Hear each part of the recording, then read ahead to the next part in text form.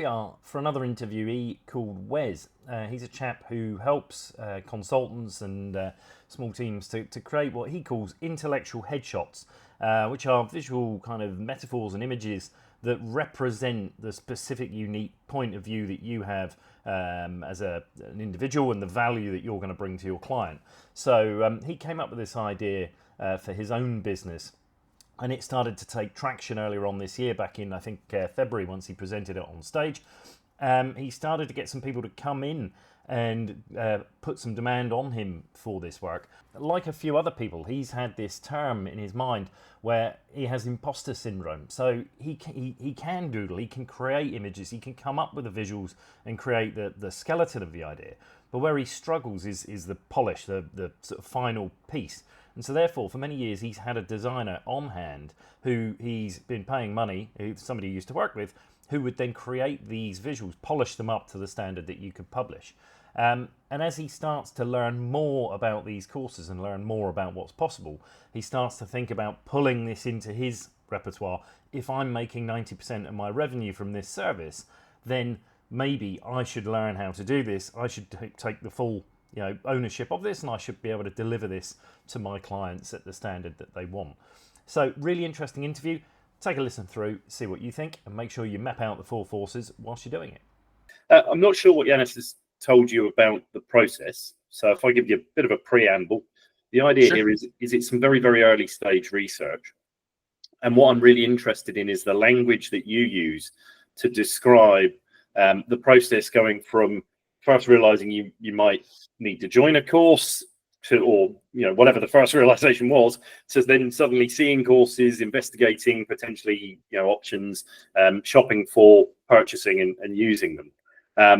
And I don't know how detailed your process is. Your story in your own words, that's absolutely fine. So you can't get anything wrong. That's the good news. And there's no trick questions or anything like that. If you don't remember, don't worry, just say pass. The bad news is where it's about language, I'm going to apologize up front because I'll probably interrupt, and it's not because I want to be rude. It's if you use a word or a phrase, I've just got to dig in and make sure that I'm understanding what it means to you rather than maybe how others use it or I might use it. So sorry if I step in. And you can kind of think about this as like, imagine I'm running a Netflix documentary series of Janis's customers. This will be your episode. So I ask some weird questions, like imagine I'm following you around with like a video camera trying to shoot the scene of you buying this course or whatever it is. But I find it helps jog people's memories. So hopefully it makes it a little less painful. So yeah. I hope it's an interesting story. I don't know if it'd be all that interesting to watch, but well, whatever. It's your story, so it's interesting to me. And Wes, maybe could you just set the scene in a bigger picture and just give me a bit of an introduction to yourself? Like, who are you? What are you doing? What's going on in sort of the big picture of your life around the time that you joined Janis's course or just before? Yeah, so I joined Janis's course, I'm probably a month ago. I'm just looking at the date. Yeah, I think it was around mid-August. For context, I have not gone through the whole thing. I'll get to what I was what I was looking to get out of purchasing it, but no, just for context, I'm an independent consultant. My clients are other independent consultants, and I help turn their expertise visual. So I do a sprint called the IP Builder with folks, which helps. We talk about these solo consultants' expertise, and then I turn them into 5 what I call intellectual headshots that articulate their expertise visually that they can then use in the marketing and sales process. These can look like visual metaphors. These can look like frameworks. These can look like a few different things, but the idea is to be a very quick, instant download of someone's point of view on something that can inspire deeper client conversations. So that's what I sell for folks, which probably kind of plays pretty naturally into like why I would be interested in a course around visual articulation and creating visuals. Okay, that's awesome. Thank you for that. Let me just capture that. So where's on this? So you're an independent consultant for other independent consultants. How long have you done this for? Is this like a new thing? Is it something you've been doing for a while? I've been independent for 3 years. I've been focused on serving other solo consultants for about 1.5 years. Okay. So independent for 3 years. What happened 1.5 years ago where you went after other independent consultants? Like what were you doing before? And yeah, so when I first went out on my own, it was on the back of not one but two layoffs over 2 years, and so I just decided I needed to go out and do something else and try it on my own. So my first year was doing something that was a bit broader and for a different audience. So it was a carry on of what I had been doing at my last corporate job, which was turning executive expertise into IP. So essentially course writing, ghostwriting courses based on tech execs knowledge. So I did that for a startup that was building a masterclass type community. And then when I went out on my own, I had inbounds, basically SaaS companies that said, our CEO, for example, like our CEO is super brilliant, but we need to scale his knowledge. And so can you create a course out of what he knows? And so that's what I was doing for about 1 year. And then, I don't know, there's some holes in that business model, but and just like, yeah, I'll leave that there. But then I started working with a coach and thinking about who else could use my expertise, which is really sussing out and distilling other people's expertise into monetizable assets. So that's when I looked at, I could continue down the route of serving executives, or I could go help people that were maybe still in corporate but looking to start out on their own, or I could look at people that were already independent consultants but having trouble articulating what they know. Okay. So I took that last route, and my services have evolved a bit over time. It's just in the last 6 months that I've focused almost exclusively on creating the visuals as a product. I have another sprint that I do with folks that's about finding your niche. But once I started offering the visuals as a standalone service, that took off, and it's now 90% of my revenue. Awesome. That's great. Thanks for that. Let's just make sure that I'm listening. it's my morning. Okay, well, so 3 years ago, this is a kind of, I think it's probably not dissimilar to my story. You're fed up with corporate. You're not wanting to do that, so you want to set out on your own. Take what you know and help people. And it sounds like, to start off with, it's kind of ghostwriting and specifically courses, I think you mentioned. So you were helping take ideas from people's heads or knowledge and turn that into a way to teach others. Yeah. When I was doing it for the startup, it was very specifically kind of like, well, I would sit with executives for a couple hours a week over the course of 3 or 4 months, and then distill their stories, ask them a bunch of questions, distill their stories into frameworks, and then build almost like a textbook around it. And then that was taught in a live cohort, and it also was a written and visual course as well.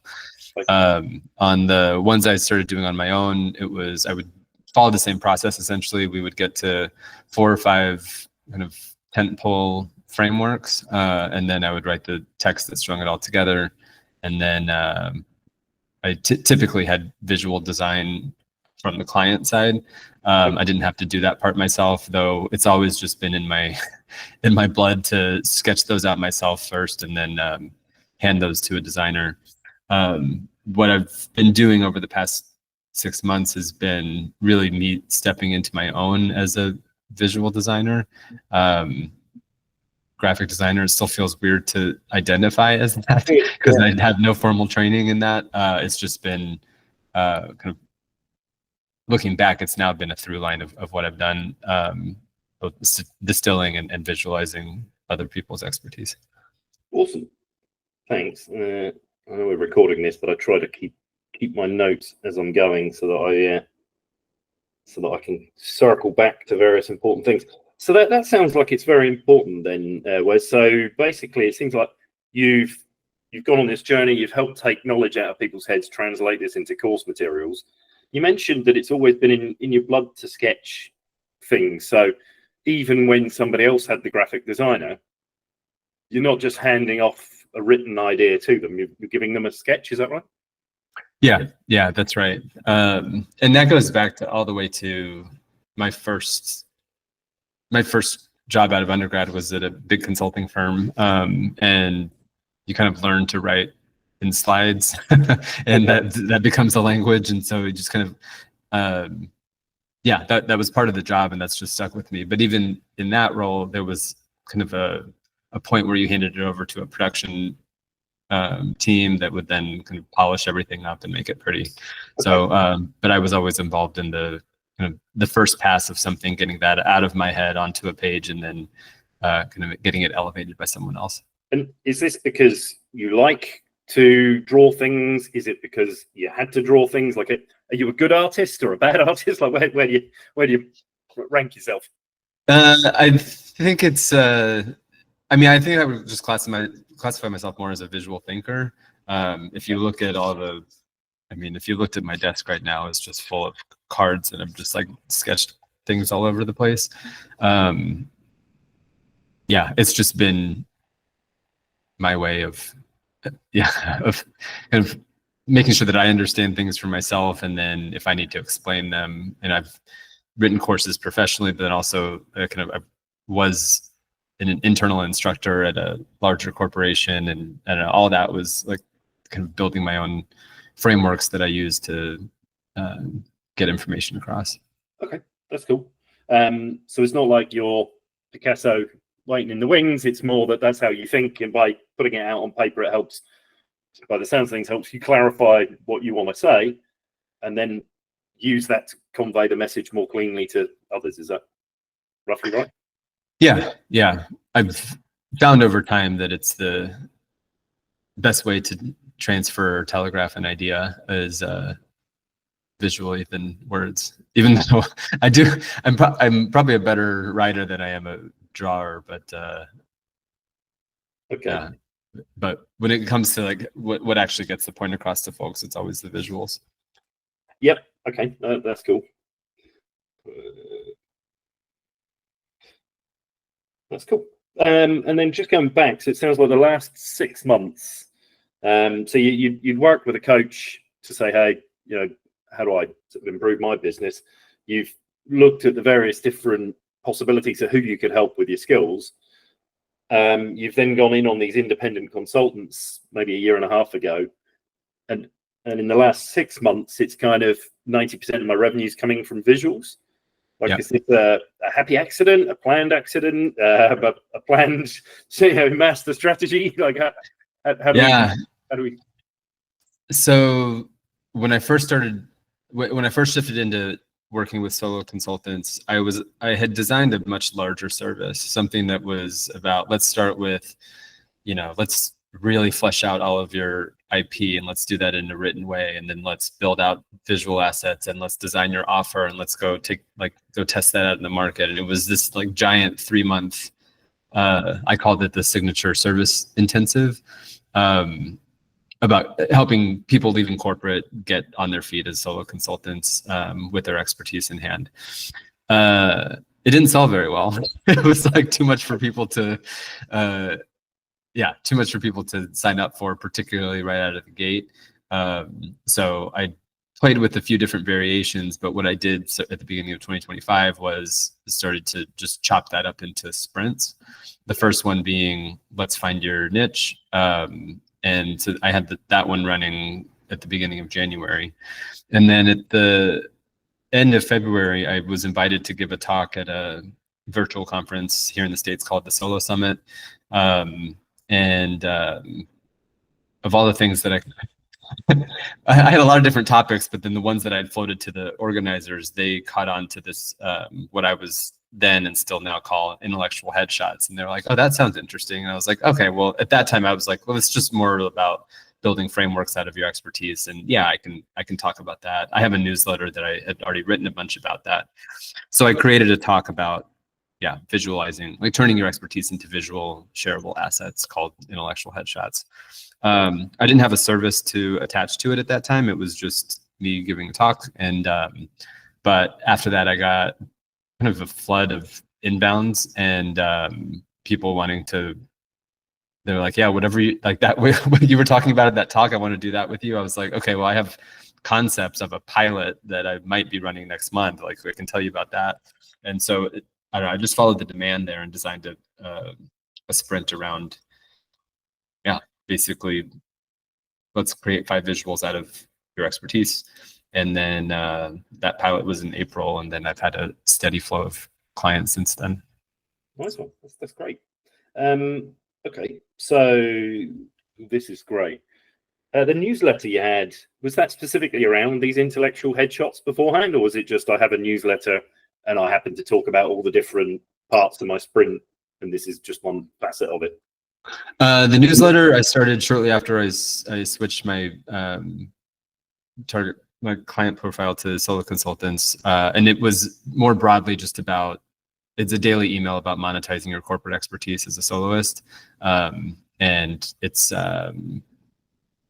yeah, it touches on a lot of different things around offer creation, finding your niche, kind of grab bag of solo consulting. But then I really used it as a sounding board to get my own thoughts around visualization and niche finding. But yeah, it was through that writing that I even like kind of landed on this idea of an intellectual headshot. Okay. So that's still going. Recently, I took a break about a month ago. And then when I came back, I've let my newsletter know that I'm going to be focused more on visualization now. Yep. And that's, yeah, that's now the core focus of the newsletter. No, okay, that's awesome. Thank you. I think we've that's captured. And just so that I know, this service that you're offering, the intellectual headshots, we're going to turn this into 5 assets. Imagine I'm an independent consultant and we're shooting the scene where I wander in to get this service. Am I coming in to learn how I can draw my own visual assets, or am I coming in to get you as my ghostwriter to suck the info out of my head and turn it into the visuals like you were doing with the courses? It's a great question. I think of it as, I use the metaphor of if you were coming in and sitting for a portrait. So it's, I ask you a bunch of questions. I have you fill out a worksheet and I ask you a bunch of questions. Then I go away and come up, like we align on what we think might be a visual narrative. And then I go away and create 5, like a draft of the 5 headshots. And then we do 3 rounds of iteration. So I'm doing all the design work. You as the client are giving feedback and telling me what's working and what's not. Okay, that's awesome. So basically, this is I'm not anticipating that somebody joining this needs to learn how to come up with visual ideas or do this themselves. They're just sharing their expertise. They're going through this interview worksheet and then the visual narrative so that you can come up with some drafts, refine those drafts, and then give them 5 of these intellectual headshots that they can take off to do what they're off to use this to win more business. Yeah, so they can use them as marketing assets out in the wild. A lot of people put them on LinkedIn. It seems like the obvious place to put it. Where I find them most useful is to pull them out during first sales calls. A lot of them are frameworks that, I don't know, after 30 minutes with a prospect, you can pull out a framework and say, let me show you this and see how you react to it, and like frame the conversation and go a bit deeper. Yeah, what it's not meant to be is a pitch deck for a consultant, or there's certainly things that you can throw into a proposal deck, but it's not necessarily supposed to be fully comprehensive of everything that you know. These are more to spark some intrigue, some curiosity, spark new conversations, and then also take intro calls much deeper.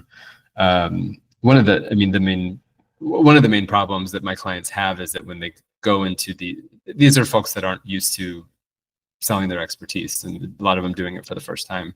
Yeah. And so by having this kind of foundational asset, it can speak for you, so you can kind of spend more time applying it to your client context as opposed to trying to articulate your view on a problem in your domain. The visual does that for you, and then you can take it deeper. Okay, got it. Thanks for that. So this is April that the first pilot's gone out. I think you mentioned that you joined Janis's course maybe mid-August 2025.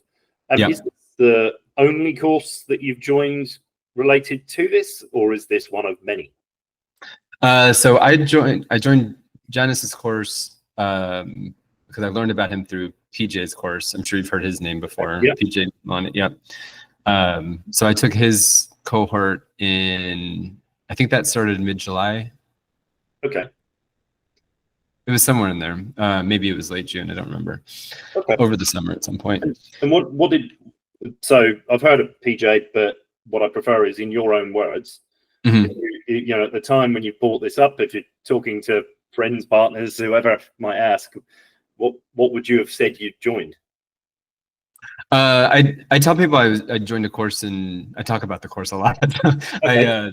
I joined a course on visual metaphors, and then it also served kind of as a surprise as a intro to Figma as well.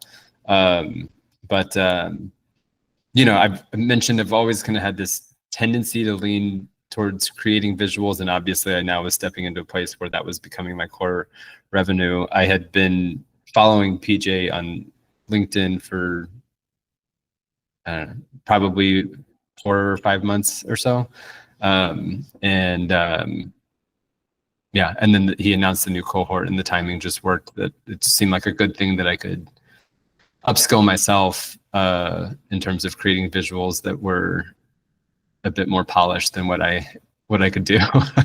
Kind of my skill level was still at the point where, well, let's put it this way. I was still telling early clients of my sprint that I fully intended for them to then take what we came up with to a professional designer that they could then elevate and polish the designs. I don't say that anymore. I've improved. But yeah, that was the level of fidelity that I was kind of selling at that time. So I was looking for ways to up level it. It's awesome. Thanks. So from hearing you right, back then, you know, I've got this intellectual headshot process. I'm still able to suck this info out of your head. I've always had this kind of consulting background of building the slides or whatever. I'm going to get the idea shaped, but much like when I was a consultant, go take this and hand it off to someone to polish it. And then in July, I see a cohort. It fits the timing.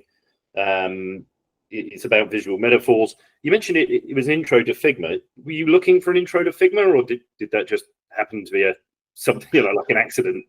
It was just an accident. Yeah, it was just an accident. I don't even remember how he marketed that, or if I. Okay. Yeah, I don't remember seeing that in the marketing material. Okay.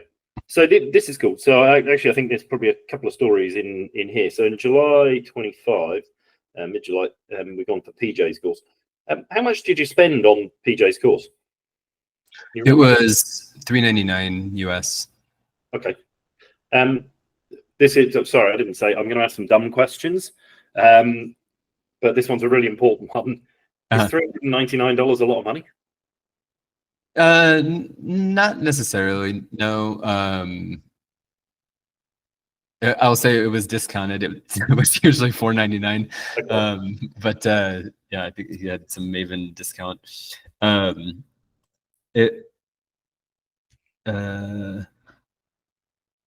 Do you mean, is it expensive for the market, or is it expensive to me? I mean, is it, yeah, to you, because obviously I talk to people all over the world, and yeah, I don't know how much you make in your or how much, you know, money it means to you. So, you know, when you're buying this, is this like, oh wow, I've got to think quite hard, I'm spending $399 of my money, or is it, oh whatever, I'll just, you know, pocket change? You know, is it a difficult decision?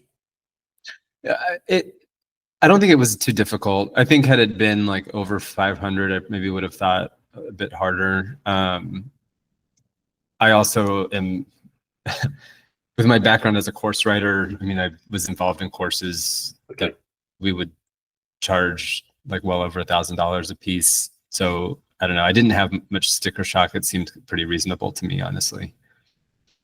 Okay. Perfect. And where's the money come from? For my business. Okay, so this is a business expense that you're. Yes. Yep. Okay. Cool.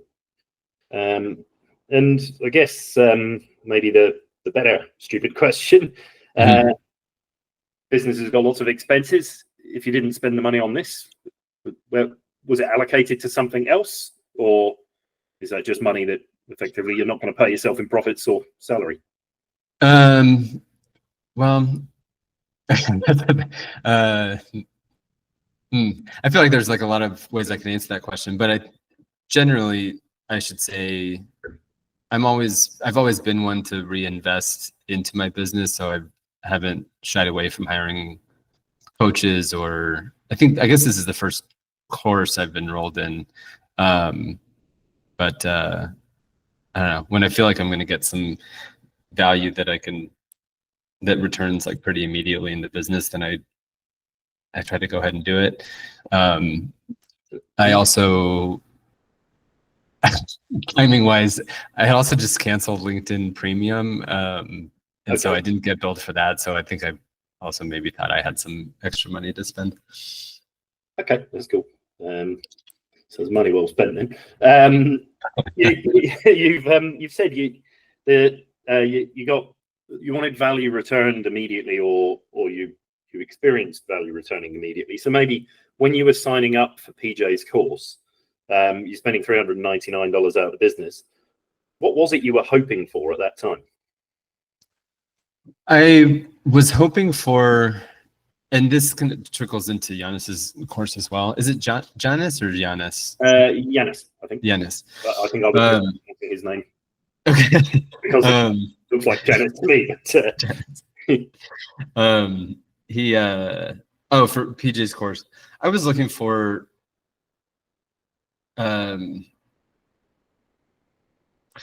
my process in developing visuals for folks is very much, I would call it kind of inspired. So I'll talk to someone, I have a process of getting ideas out of them, and then visuals just kind of come to me. But I felt like I could use at least another point of view on coming up with some sort of creative system or process in the event that I get stuck, or in the event of I like run out of creativity, or I get in some kind of rut where now like client after client, all of them are looking the same. I just felt like here I was like a, untrained designer, now selling design services. And I just felt like I needed, I needed something. Okay. So in this case, then, if I'm hearing you right, you're obviously naturally got some sort of gift here of I hear things, I pull these out, and I'm inspired to come up with a visual, but I'm a bit worried that I can't necessarily rely on inspiration if I'm going to build a business out of this, and therefore I want another process or system to fall back on, or to add to. I think to add to, and I think a lot of this was also the I don't know what I don't know, and I'm just kind of winging it, and people like what I create, but I felt like I could have more of a system.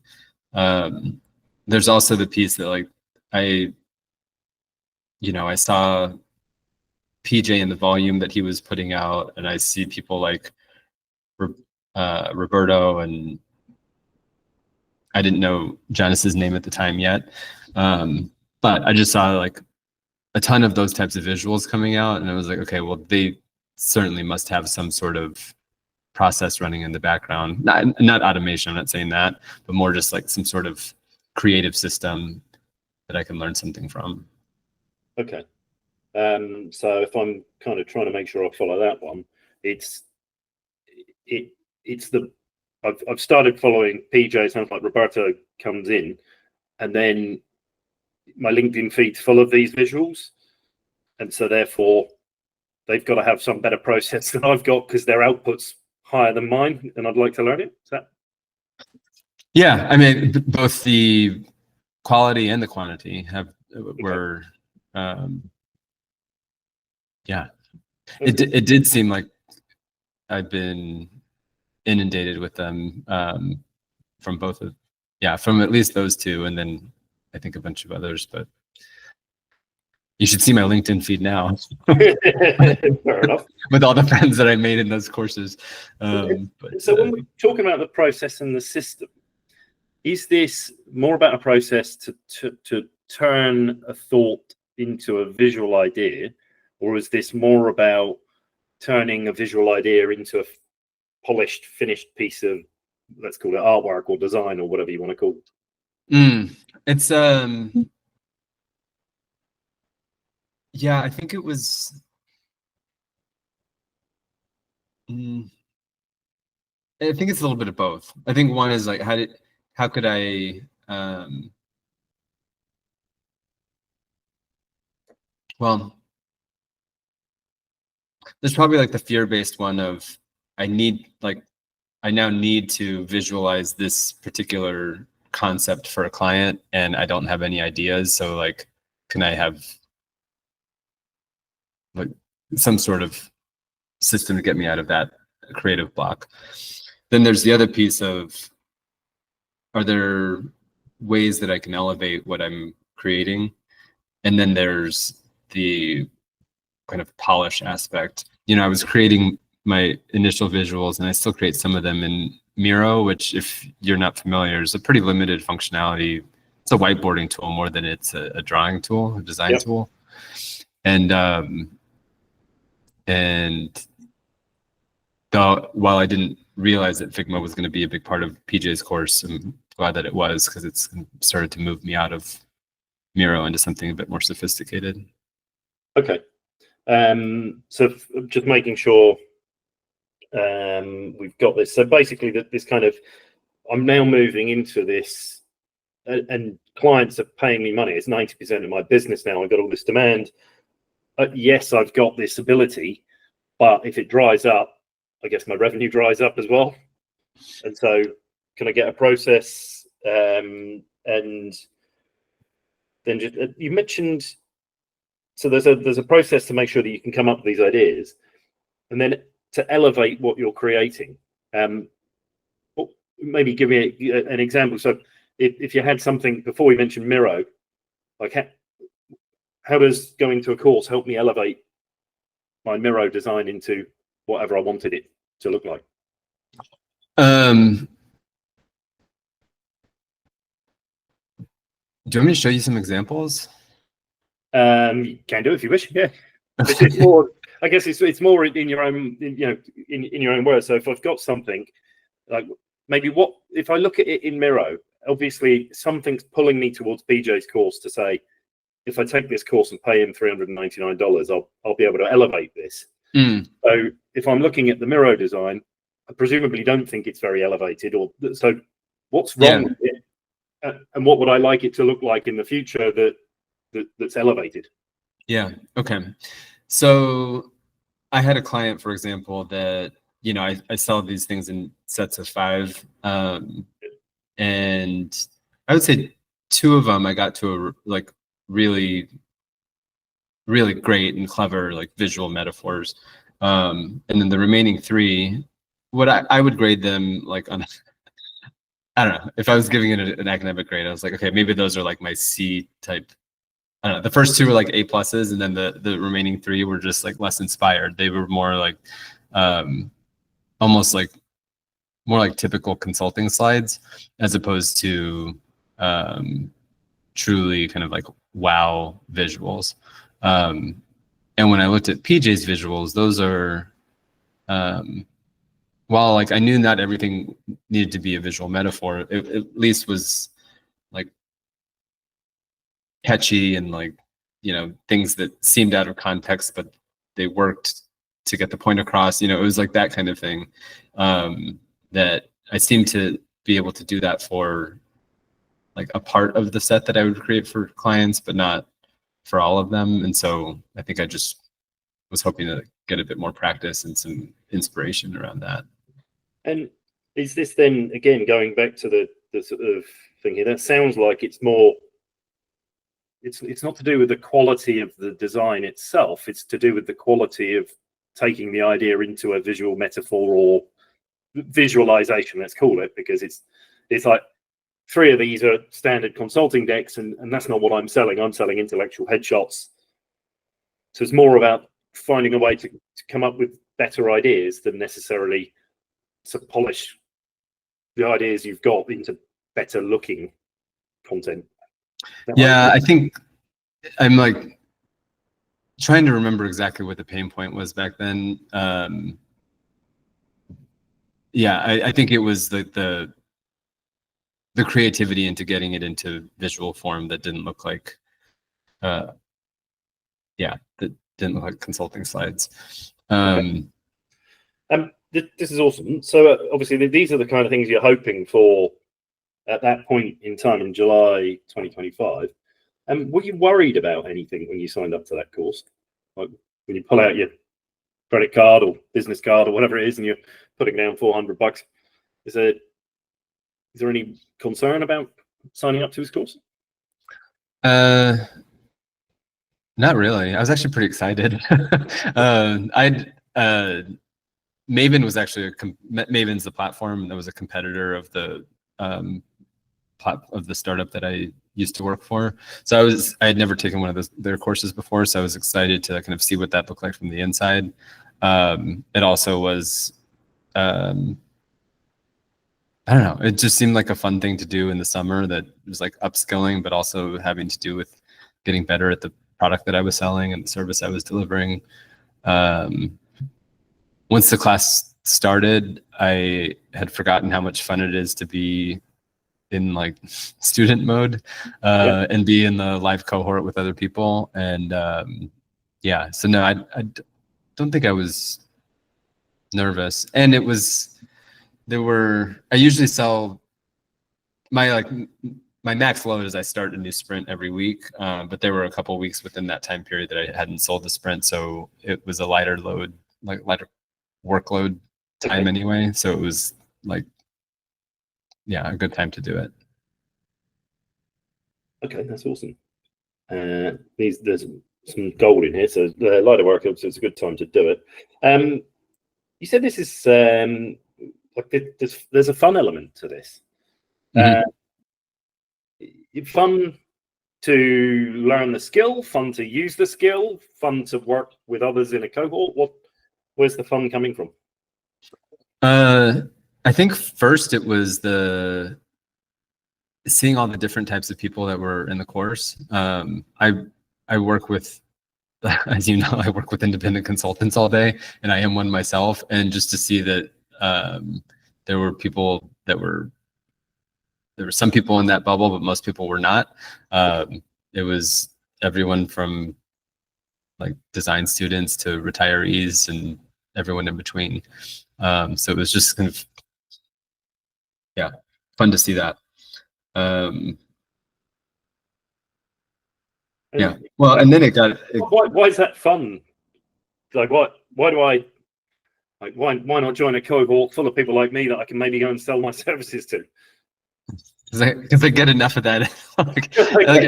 Every webinar I go to, I mean, you kind of like, not you see all the same faces all the time, but it is just like, it's I don't know.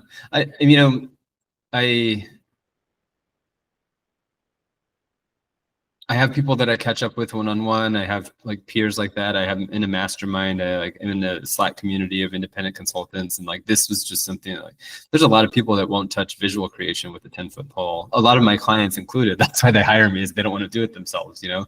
Right. And so this was just like a totally different subset of people.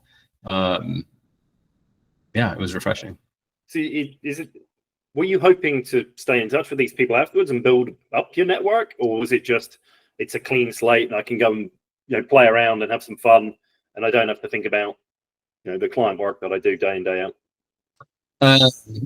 If I'm totally honest, I thought I might get some clients out of it, but then that faded real quick. And just seeing that we were all there to essentially be able to do this ourselves, so like no one in the course would need to hire me. I have stayed in touch with people through the course. They do like a weekly online meetup where we share visual drafts and give each other feedback. So yeah, I didn't know that was going to happen afterwards, but yeah, it's been nice. Okay, that's awesome. On this one, so just quickly,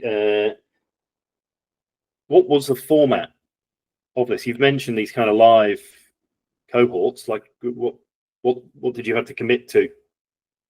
It was twice a week for 3 weeks, hour and a half, I believe. It was yeah, Monday, Thursday for 3 weeks, and then there was a little bit of homework / projects in between. Okay. Is this easy to fit in to your schedule?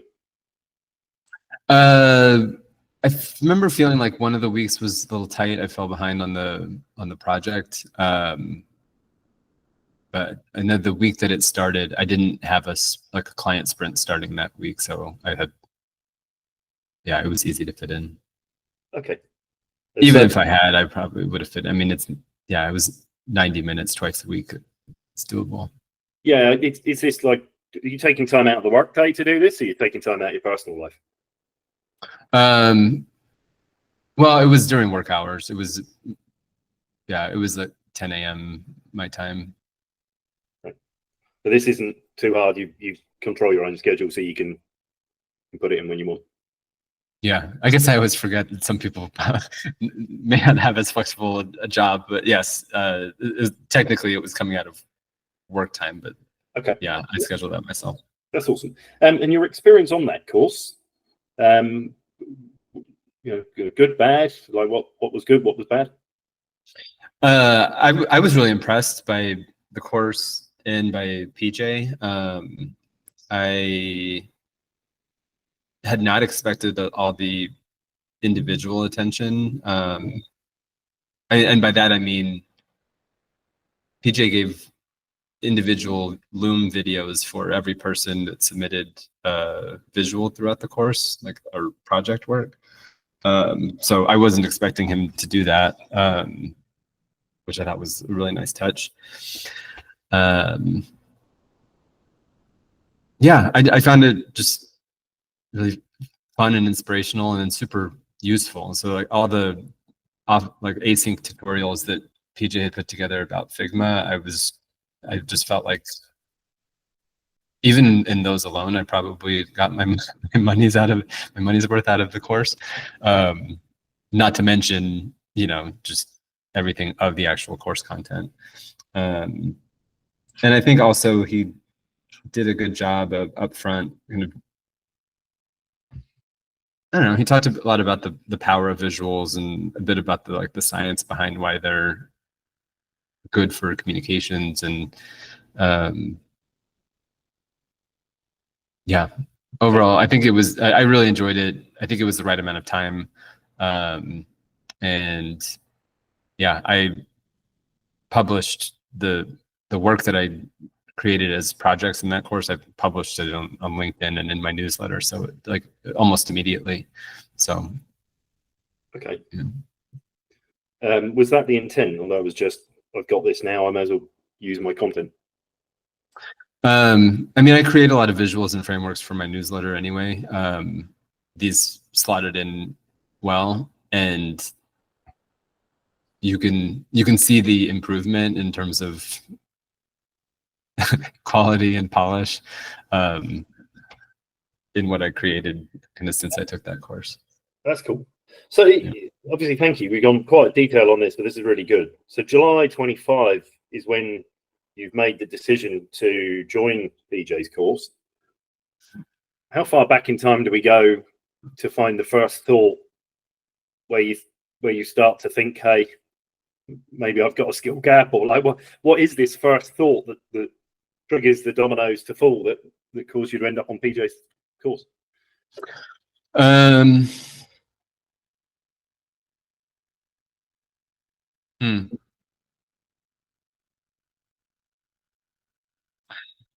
Well, I don't know if this isn't like a pinpoint answer, but that big service that I was selling, the one that very few people bought, When I did sell those, I had retained a designer to do those. Like when we got to needing visual assets, then I had retained a designer who's a former colleague of mine, and she would do those. And I could tell immediately that, like, obviously that just like hit my profitability of like me needing to hire someone else to do some of the, basically subcontract someone to do this work. And it was always in the back of my mind of like, if I could just learn to do it myself, then I wouldn't need to involve someone else in the visual creation. So that's probably the first place. I just felt like, and I think I even wrote this in my introduction when I like started PJ's class, that like I felt like I could visualize things in my head, but I was handcuffed to actually get them out on the page. And I just wanted to find some skills that would get me to like, I would never be as good as that designer that I used to pay. But I just wanted to get to a level that looked more professional. Okay, so I'm not trying to become a designer. I just want to be more professional. Yeah. That's cool. Thanks. And like, you've obviously had this. You've then in April you've kind of got this visual headshots piece. Did you go about shopping for and searching for courses on this, or did you just happen to stumble across a course at the right time and pull it into your life? Really, I stumbled on this one. Yeah, I think it was the combination of. I don't remember exactly now. I think it was a combination of seeing PJ promoted on LinkedIn, and I might have signed up for like an alert on Maven of like, let me know when the next cohort is. So okay. I might have gotten an email. So there was that, and so I guess sorry, were you gonna ask something else? Yeah, just trying to sort of get the timeline. So back in the day, I was selling a big service. I'd retained a designer, and somewhere in the back of my mind is, hey, if I could only do this myself, I'd make more profit. I'm not trying to get to her level. I don't need to be like, the king or queen of design. I've just got to create something more polished to use. Mm-hmm. At some point, you've seen PJ on LinkedIn. You're on this kind of Maven cohort. I guess, when did you first, like, have you been connected to PJ for years, or is this something you've like more recently? No, it was probably. It was in the spring of this year at some point. I don't remember when I stumbled on his stuff. I really don't remember how he showed up in my feed. Okay, but it sounds like you've stumbled across this. You've followed him on LinkedIn. Mm-hmm. How do I get on a Maven cohort? Did I do that because I'd seen PJ post about it and then I followed and found out that it's on Maven? Or am I searching Maven for courses in the first place and just see that PJ's got one on there? I definitely didn't search on Maven. I don't think I've ever done that. I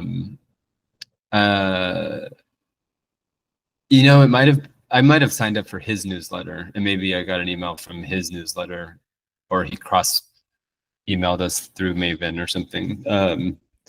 I think it was something like that.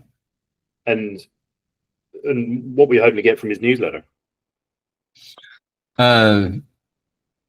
Visuals, inspiration, like yeah. Okay. Just like ideas that you could potentially reuse, or you just want to see the ideas and say, wow, that was really fun to see? Yeah, well, I'm always curious in newsletters anyway, just because I write one myself, and then this, as I was getting more and more into visuals, then I was just kind of curious, like, is it just a newsletter full of the visuals he's created this week, or what other content does he put in there? Okay. Yeah. And you said you signed up for alerts on the Maven cohort. When did you sign up for that? Do you know? I honestly don't remember if I did or if it was through PJ's newsletter. Right. Okay. But I know that they were pushing it pretty hard. Yeah, I do remember Maven was pushing it pretty hard. So I must have signed up somewhere. They were pushing this $100 off thing if you signed up by like a certain deadline, and that's what I ended up doing. And you say it's a hard push. Does this feel salesy, or is this just if I wait long enough, it'll be a $200 discount, or like, what's a hard push like? I actually felt like they would have followed through with their, like I did feel like I was going to lose the discount if I didn't do it right away. Though I did feel like it wasn't PJ being salesy. I felt like it was Maven feeling salesy. So yeah, I didn't attribute it to him. It was like a Maven 100 discount. It was for the top 100 courses on Maven. So it wasn't like PJ saying save $100. Like it wasn't coming straight from him. It was coming from the company. Yeah. Okay. No, that makes sense. And so July turns around. This is when you get this $100 discount. It was like I registered a week before the course, I think. Oh, right. Okay. So maybe help me shoot that. You open your email, Maven saying push $100 for the top 100. Boom. Yeah, it ends at the end of the week. Yeah. Yeah.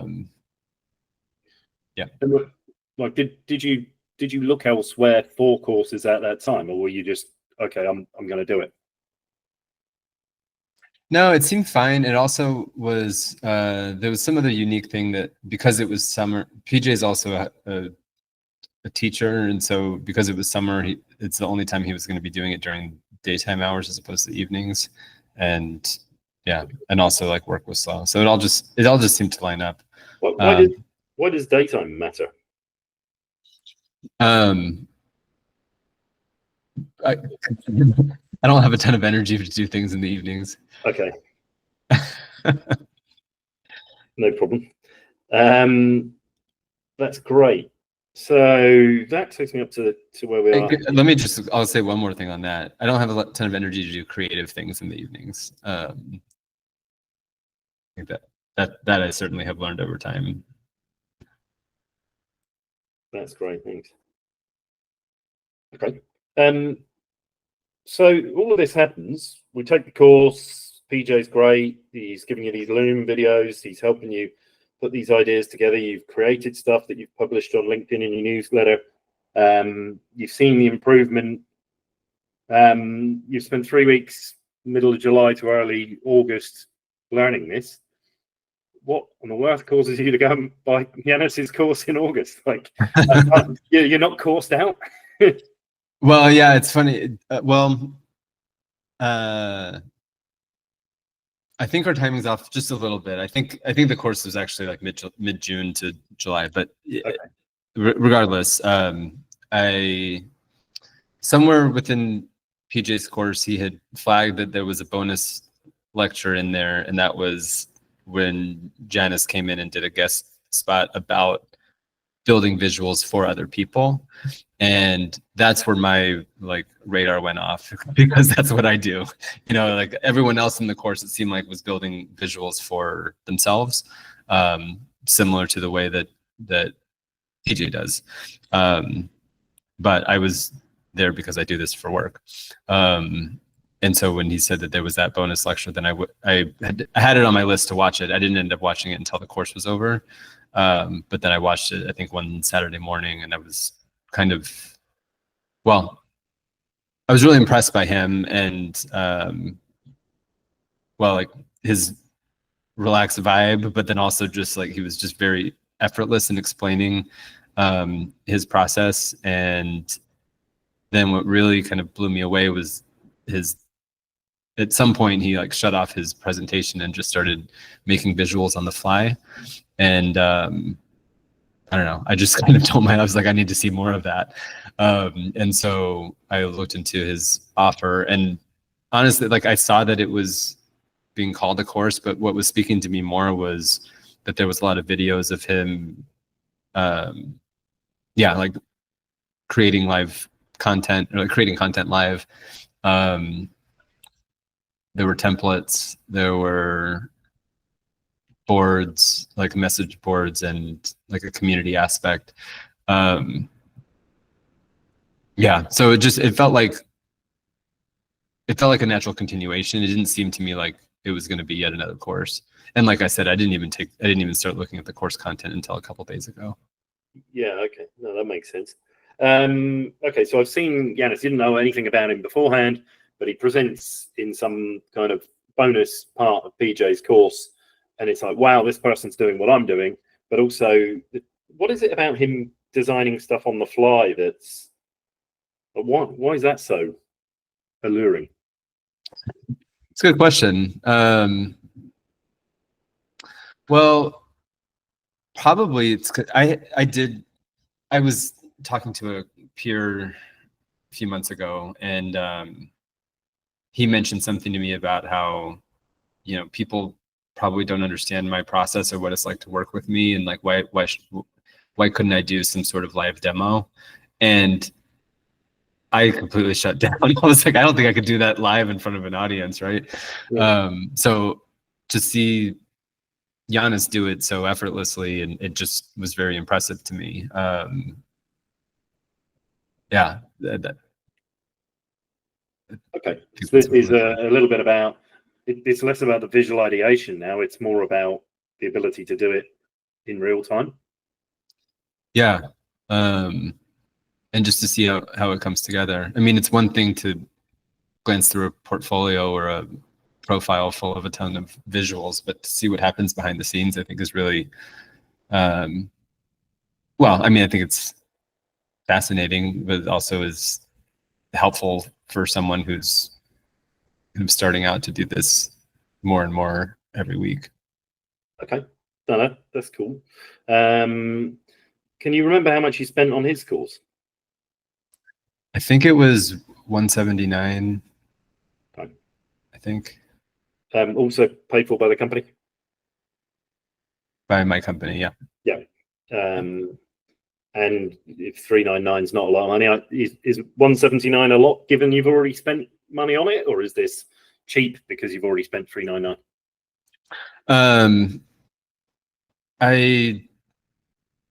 I thought of it as a good deal. Yeah.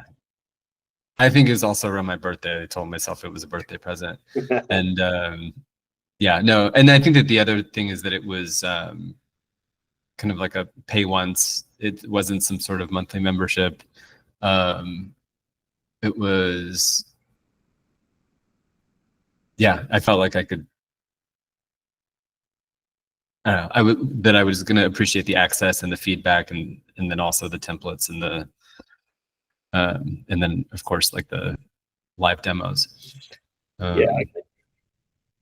And Janis offers like a more expensive service where you get some of his time. Did you see that? Did you look at that, or was that never an option? Oh, I remember seeing it. I didn't. I don't know. Those kinds of things never really appealed to me. I don't know. I think. Well, what kinds of things? What is it about it that? How would you describe that? Well, like the one-on-one coaching piece. Well, I think. So I mentioned I'm in some other Slack communities. I'm in one that's for independent consultants with this, thought leader / mentor, and he has a pretty open process for open Q&A that he answers live every other week. And every other week I like struggle to come up with something to ask him. And so I just felt like it was the kind of thing where I don't know if I would actually, what would I want to run past him, even if I don't remember even how it was phrased, but I don't know, what was I going to do? Show him a bunch of client work that I was working on and get feedback? Like, I don't know. It didn't seem like, it just didn't seem like something that I needed. Yeah, I guess I'm sorry. I see we're running up at the end of the time. Is that okay to I'm ask good. any questions? You're okay. I'm good. Yeah. Yeah, no, this is awesome. But I guess there's some part of this is like I'm going to appreciate the classes, the feedback, and the live drawing. I really want to learn the live drawing from him. There's an opportunity to work one-on-one with him and get some coaching, but I struggle to come up with questions. Why would I want to get this feedback? Like, what is it about paying to get the feedback that's different to maybe using a community or sharing it on a Slack or whatever it might be? Well, it seemed like you could, from how it was described, it seemed like you could get the async feedback through the level that I bought. So the live sessions, I don't know. I don't even remember what the price was either. Did you ever look at that as a serious option, or you just you said I don't know what I'm going to ask in these sessions, so I'll just go with the cheaper? Yeah, I didn't really. Yeah, I didn't really consider it. Okay. Yeah. Thanks. Thank you. That helps. Yeah, what might have been playing into that as well is that I mentioned the Loom videos that PJ had made for us, and I found that like extremely helpful. And so I think probably my thought was, well, if I'm going to get that from that lower level, then I probably don't, like a 2-minute Loom is probably the amount of, like there's still a lot of value in that 2-minute Loom as opposed to an hour session where I would probably struggle with things to fill the hour or something. Yeah, okay. That's cool. And you mentioned, so you've not really gotten into the course itself in any great depth at the moment. So have you got any feedback on the course experience so far, or is it, maybe when I get a chance to look through it, I'll know more? So I'm about halfway through it. I just did most of that half this weekend. And I mean, I've one technical thing is the video keeps crashing. I don't know if that's like a known issue or maybe it's my computer. I don't know, but I've just like had to reload it. I don't know. I'm sure it's a platform problem. No, aside from that, something that's been going through my head is that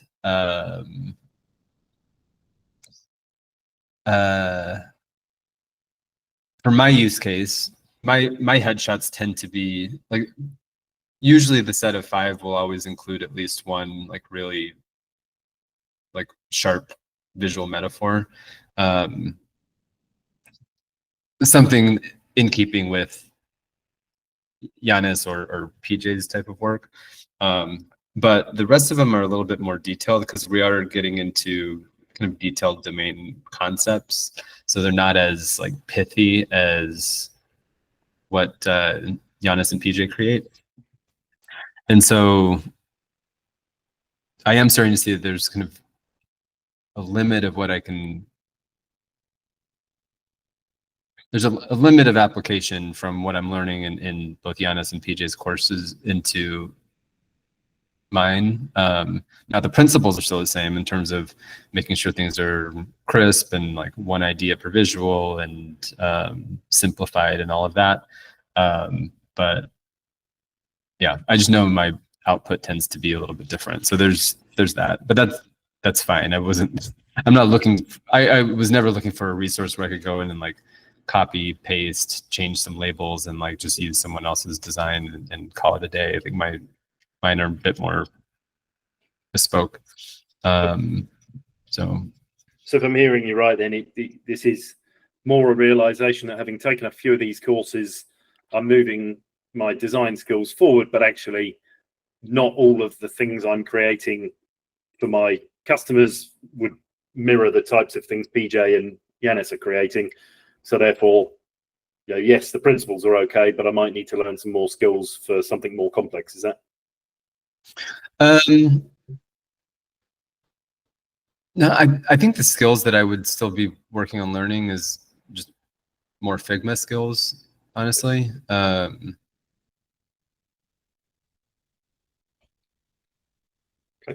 Yeah. Have you gotten where you wanted to get to yet? Have you, you said you didn't want to become that designer, the lady that you used to subcontract to, but you wanted to be able to stand on your own 2 feet and create these. Are you there yet, or are you hoping to get there after doing this course? I mean, I feel like I'm well on my way. I mean, when I look back, I have a master file of all the headshots I've created across the now 12 sprints that I've run with clients, and you can see the quality's getting better. I removed all the language in my welcome document that like was the disclaimer about quality and fidelity and needing to send this off to a different designer. So I feel like I'm getting to a place, and anyone that's buying from me now sees the level of output that I've created, and they're still buying. So I feel like I'm like getting to a place where I feel much more confident. I'll continue to improve as things go on, but I feel like I'm getting there. Now, that said, every time I ask for feedback from this community, have I asked for feedback in this community? I don't know if I have yet, but certainly from the alums from the other course as well. I mean, I always find something to elevate what I've created, and so it's like always appreciated, and that's something I wouldn't have access to without these. Yeah, okay, that's awesome. You mentioned just the last thing, so confidence is getting there. Does that mean that do you think you bought this to improve your confidence, or were you feeling unconfident before? Like, what does confidence mean? Yeah, I was feeling unconfident before, for sure. Yeah. I don't have a portfolio of, I don't have a full portfolio of my client work on my landing page at the moment. Part of that is because what I create with my clients is their IP, and I don't want to get ahead of them putting it out in the market and whatnot. But there's also part of me that has that like imposter syndrome type feeling of, if I'm going to put this out there, everyone's going to know what this, and I don't feel like I'm at the level of letting everyone see it yet. That's how I was feeling up till maybe a couple months ago. Now I look at the last few sprints that I've finished these headshots with clients, and I'm very proud of them. My clients have started putting on their websites and posting them on LinkedIn and tagging me, and it's like, I don't know, I'm feeling, I don't get as sheepish about it anymore. Okay, that's cool. Thank you so much. Look, I've taken quite a lot of your time. I really appreciate this. I've had some really dumb questions. What have I missed?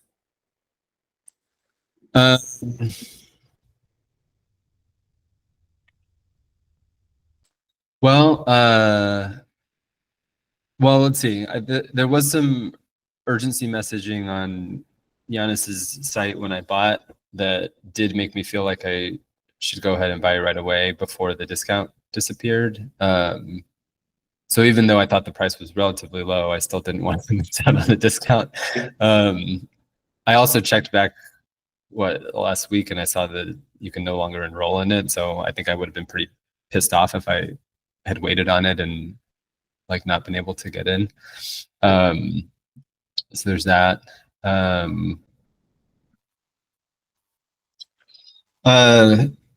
I think I alluded to this, but I also just like, in terms of his style on video is just very kind of disarming, and I don't know. I like that he's just seems like very chill and a bit irreverent, and I don't know. I don't know. I've never talked to him directly. We've like traded DMs, but I don't know, he just seemed like a person that I wanted to, I don't know, get closer to or learn from. Okay, that's awesome. Thank you so much. Your story's been very, very valuable. I really appreciate it. You're certainly helping me unpack and dig through certainly the language, but also some of the decision making that people make as they embark on and roll in and use these courses. So yeah, thanks a lot for that. It's been greatly appreciated. Yeah, you bet. Can I ask? I mean, I know he sold this as a course, but maybe this is worth noting as well. Is it like I felt like I was really buying more of like access to some materials and a community more than I was buying a course. And I don't know if that really makes a difference. And that maybe it also was my mindset just coming off of a course. But I don't know. See, even just with that, I felt like it was a good value. Okay. Yeah, thanks. No, that'll help. I mean, pricing is one of the things that we're trying to puzzle out and to fix, because I don't know what you do with your pricing, but Janis, like many people in business, you probably make up a price you think is fair, and then you look at it and, am I making too many sales at too low a price, or am I not making enough sales because I've got too high a price? It's that constant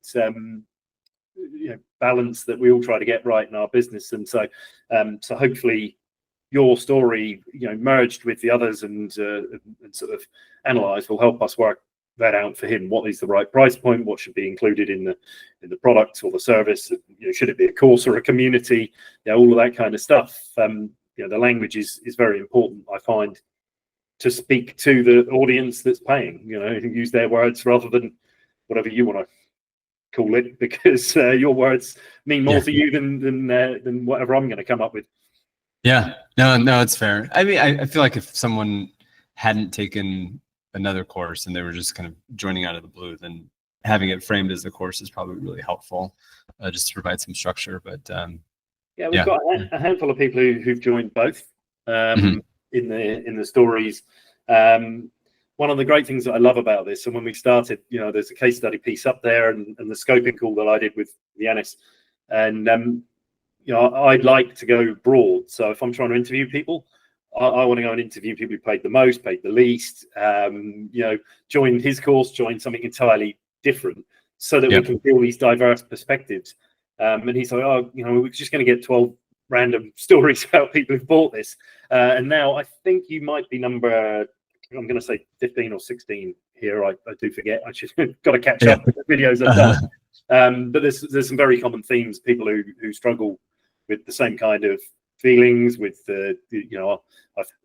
I've seen the power of visualizations, but hey, I'm no designer, and I'm not going to be a designer. But can I get good enough to do this? Can I do it in live sessions? Can I communicate my ideas more freely and easily? All that kind of stuff that we start to see through time.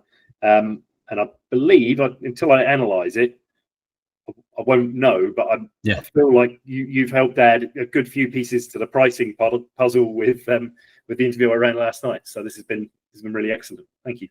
Good. No, I'm happy to help for sure. I'm also curious, and maybe I can book some other time with you, but at some point, I'm I'm very curious of why people come to me as well. So that's the end of the interview there. As you can see, what happened next is we had about a 20 or 30-minute chat about how this process works. Anybody who's interested, you can go back and look at the scoping session that's in the case study, which I did with Janis. There's not much point in us repeating it and sharing information about Wes's business beyond what he wanted to share about his story here. What will follow next is, after this particular interview and after I got off the call with Wes, I then kind of brainstormed and thought a little bit, what have I learned?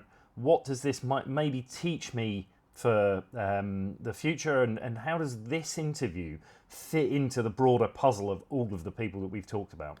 So listening to that, hopefully it helps you, and check out the Four Forces video that will be separate. Cheers.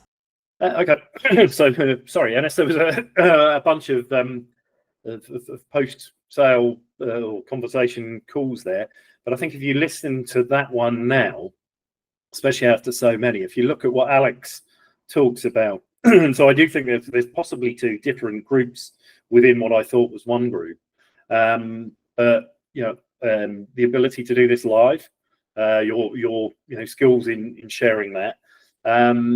It's suddenly becoming a bigger part of my work, and so therefore I want to go and post these things. I've got the idea in my head, but it's handcuffed in there. How do I get it out? I'm worried a little bit. I've got this kind of visual ideation process, so I can come up with these things, but maybe I can't get them out on paper and do that as well as I might want. There's quite a lot of stuff in there. There's people who are looking at PJ's course. They're joining that. I've learned something new on that one. I didn't know he offered the Loom videos as well. He's got the community aspect of that afterwards. And that might be eating into your ability to sell the higher price packages, as is your own feedback that you're providing in the course itself. If I can join a course and do it myself and go and get this sort of asynchronous feedback, that's good enough. Do I really need to spend more money on a live session with Janis that I don't know what I'm going to ask him? And the answer to that in quite a lot of these cases has been no. I'll just default. I won't even look at that. I'll go straight after the cheaper option. And the question then becomes, how do we adjust and change your pricing to capture as much value as possible, or change the model of it? So he likes being in a cohort, likes being in a group, because maybe somebody else in the group will ask a question and you can answer that question and we'll get some value for that. I don't want to be one-on-one with a teacher because I seem to be a bit afraid that if I don't have anything to ask, I'm wasting your time, I'm wasting my time, I'm wasting my money. There's no point in doing that. And we've heard that a few times now. So it will be interesting to see how he slots into these different groups.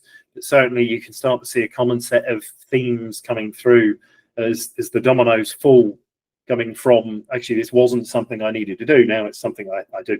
I used to rely on a designer. Now I want to do this myself. I want the skills, going all the way back to Kieran's interview, the very first one that we did. So we're starting to hear these different themes. So hopefully this is useful. Carry on. I know we've got a few more of the higher price ones. Hopefully we learn something about what they saw in the higher priced offer that maybe distinguishes them. But yes, I'm pretty happy with what we've got so far, and I'm looking forward to pulling this up into the analysis and getting to a point where we can make some decisions about what you can do next and where to go. So hopefully that helps. Cheers.